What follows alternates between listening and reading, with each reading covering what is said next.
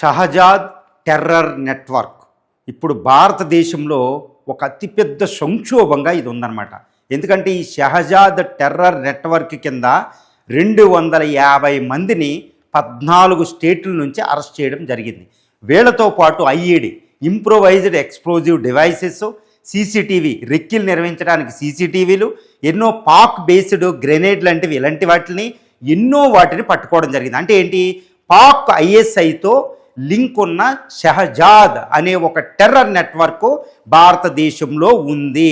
ఇది తుపాకీ సినిమాలో విజయ్ నటించిన తుపాకీ సినిమా టైప్లో ఒక పెద్ద నెట్వర్క్ అనమాట. దీన్ని బస్ట్ చేసి అరెస్ట్ చేశాము అని అమిత్ షా ప్రకటించడం జరిగింది. ఒక్కసారి ఉలిక్కి పడిన దేశం అనమాట. ఇది దేశంలో పండగలు, తర్వాత స్వతంత్రోద్యమం సమయంలో విపరీతమైన బాంబు పేలుళ్ళకి వాళ్ళు ప్లాన్ చేశారని తెలుస్తుంది.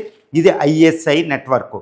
ఇప్పుడు వీళ్ళు ఏమంటున్నాడు, షహజాద్ వెళ్ళి 250 మందిని అరెస్ట్ చేసిన వాళ్ళు మా వాళ్ళు కాదు, వాళ్ళు సీజేపీ జంతర్ మంతర్లో ఉద్యమం చేసిన కాక్రోచ్ జనతా పార్టీ నాయకులు, వాళ్ళ యొక్క కార్యకర్తలు, వాళ్ళ ఫేస్ చూపించండి ఛాలెంజ్ చేస్తారా, మా వాళ్ళు 3000 మంది బయటే ఉన్నారు, నెట్వర్క్ సేఫ్గా ఉందని ఒక పెద్ద బాంబు ఇచ్చాడు.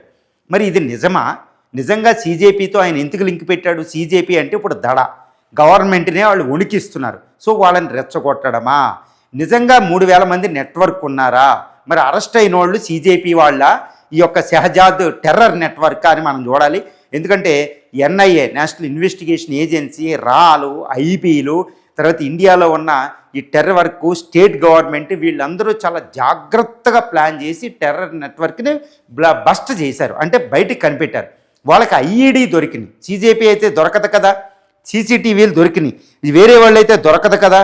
తర్వాత grenades, Pak based grenades, Pak ముద్రలతో దొరికినాయి, దొరకవు కదా. వాళ్ళతో కమ్యూనికేషన్ నెట్వర్క్ ఐఎస్ఐతో సంబంధం ఉన్నాయి, పట్టుకున్నారు. అంటే ఏంటి, ఈ యొక్క షహజాద్ జైల్లో ఉండి తప్పుడు స్టేట్మెంట్లు ఇస్తున్నాడు, సీజేపీతో ఎటువంటి లింక్ లేదు, సీజేపీని అరెస్ట్ చేయడానికి వేరే మార్గాలు ఉన్నాయి వాళ్ళని అణచడానికి. ఐఎస్ఐ లింక్ పెట్టి వీళ్ళు దేశద్రోహులని చెప్పవలసిన అవసరం అమిత్ షా గారికి లేదు, స్టేట్ గవర్నమెంట్ మన గవర్నమెంట్కి లేదు.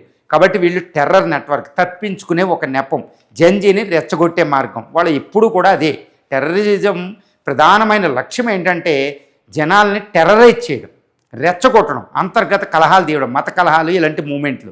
కాబట్టి షహజాద్ చెప్పేది తప్పు. షహజాద్ నెట్వర్క్ని భారతదేశం చాలా సక్సెస్ఫుల్గా బస్ట్ చేసినట్టే.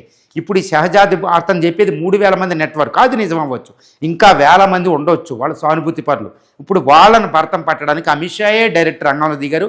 ఐబీ నేషనల్ సెక్యూరిటీ అడ్వైజర్ మనకి అజిత్ దోవాలే రంగంలో ఉన్నారు, ఐబీ చీఫ్లు, రా చీఫ్లు అందరూ రంగంలో ఉన్నారు.